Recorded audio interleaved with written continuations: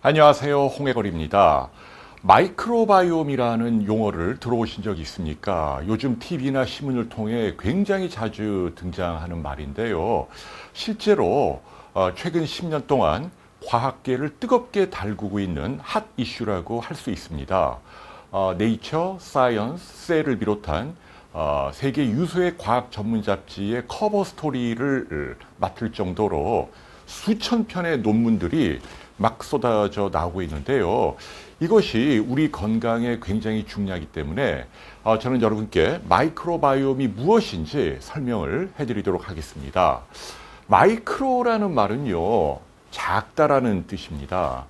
바이옴이란 말은 어떤 생명체의 집단 또는 생태계를 뜻하는 거고요.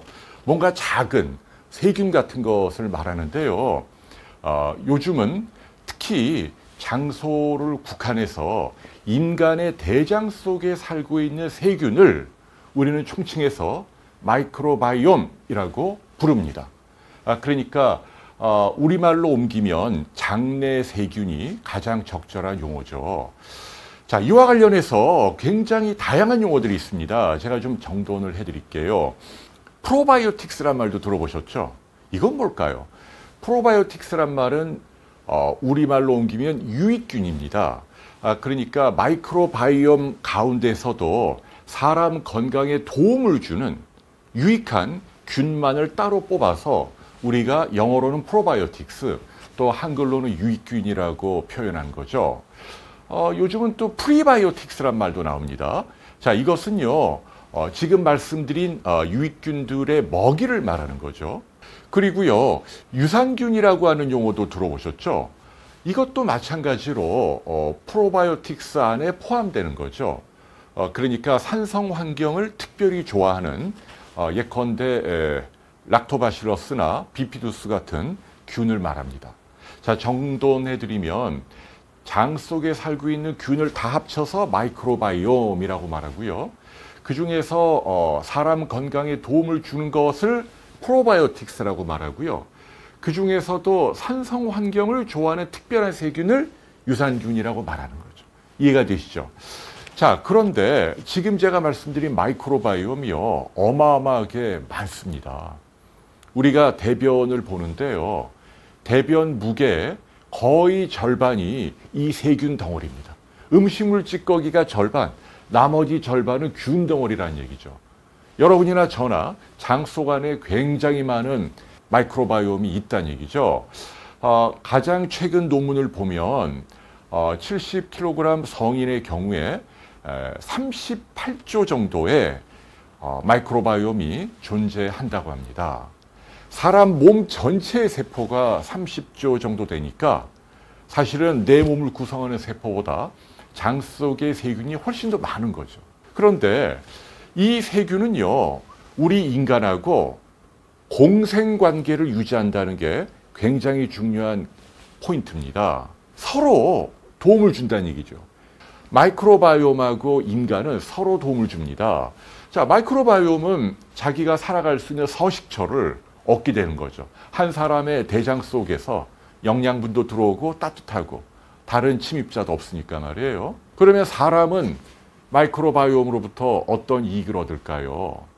우리가 먹는 음식을 소화시키고 남은 찌꺼기들을 깔끔하게 대사시키는 역할을 합니다.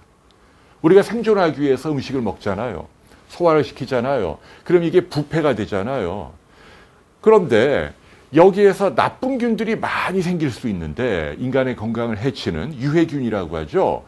이런 균들의 증식을 억제하고 가능하면 좋은 균들로 채워줄 수 있는 환경을 장내 세균, 마이크로바이옴이 유지해 준다는 얘기죠.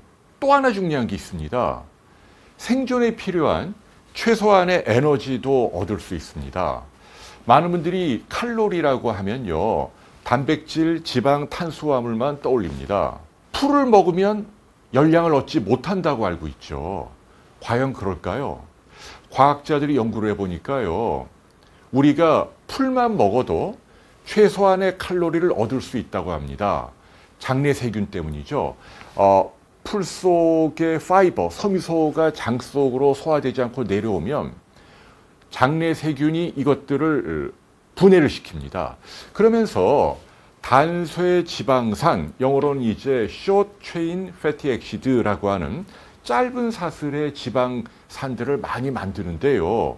얘네들이 그램당 2칼로리의 열량을 냅니다. 그래서 옛날에 원시인들이 농사도 짓지 않고 사냥하기도 힘들고 그럴 때 말이에요. 풀이나 채소만 먹고도 생존이 가능했던 이유도 바로 말씀드린 장 속의 장내 세균이 섬유소를 분해시켰기 때문입니다. 이해가 되시죠?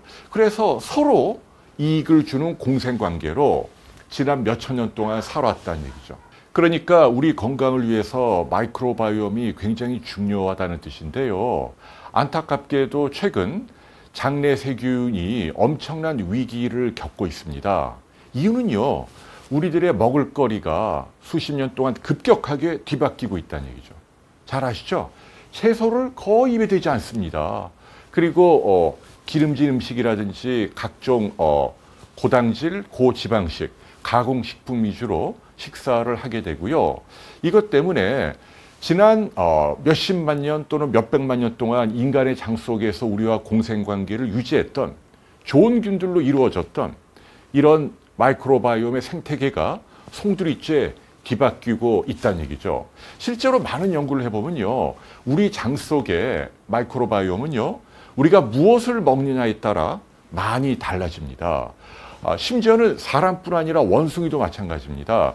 아프리카 밀림에 있는 원숭이를 도시의 동물원으로 데리고 오잖아요. 장내의 세균이 송두리째 바뀌는 게 이미 과학적으로 입증되어 있고요.